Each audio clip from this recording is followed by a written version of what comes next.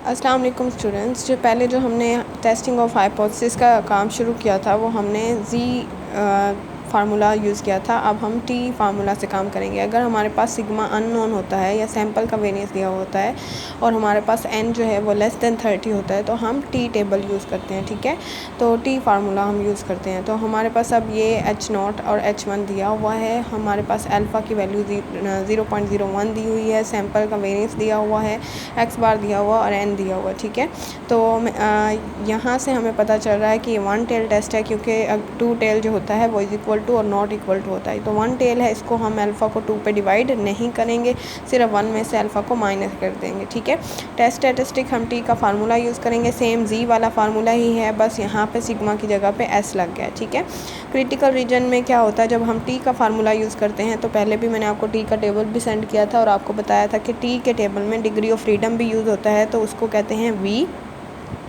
We क्या होता है, एन में से एक 1 माइनस कर दें। अगर दो डिस्ट्रीब्यूशन यूज़ हो रही होती है, यानी 2 एन होते हैं, एक्स बार 2 होते हैं, वेरियंस 2 होते हैं, तो यहाँ पे एन 1 प्लस एन 2 होता और माइनस उसका 2 होता। लेकिन अभी सिर्फ एक वैल्यू है, एक पॉपुलेशन यूज़ हुई है, तो हम क्या कर रहे हैं, एन में से 1 माइनस करें। ठीक है, तो एन में से 1 माइनस किया तो उसको वी कहते हैं। वी का मतलब होता है डिग्री ऑफ फ्रीडम, वो 15 आ गया है और 1 माइनस अल्फ़ा भी हमने यहाँ पे किया था, 0.99 आया है। तो टी का फार्मूला जो है, टी का टेबल जो है, हम कैसे यूज़ करते हैं कि हम वी को यानी 15 को 0.99 में देखेंगे और हमारे पास टेबल वैल्यू आ जाएगी 2.602।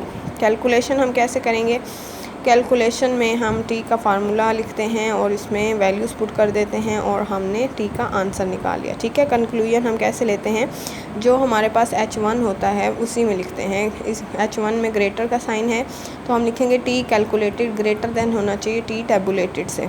अगर ये वाकई ग्रेटर देन हो तो हम रिजेक्ट कर देते हैं। ठीक है, टी कैलकुलेटेड टी टैबुलेटेड दोनों के वैल्यूज़ पुट किया, ये 0.44 ग्रेटर देन है 2.602 से, तो ये बड़ा है इससे नहीं।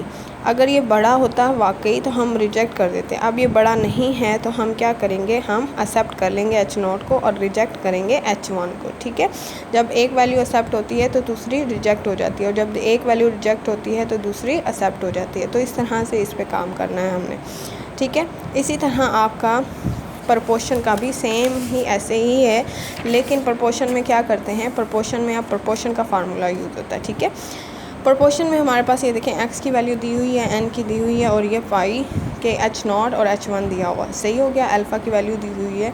लेवल ऑफ सिग्निफिकेंस हमने, अगर ये is equal to not equal to है तो 2 टेल टेस्ट है, 2 पे डिवाइड करके फिर 1 में से माइनस किया तो 0.99 आया। टेस्ट स्टैटिस्टिक इसमें प्रपोर्शन का यूज़ होगा। प्रपोर्शन के लिए फार्मूला हमेशा याद रखिएगा, जी का ही यूज़ होता है, लेकिन उसमें फार्मूला क्या होगा, पी माइनस पाई नॉट।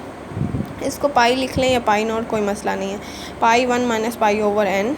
ठीक है, और इस सारे पे अंडर रूट है।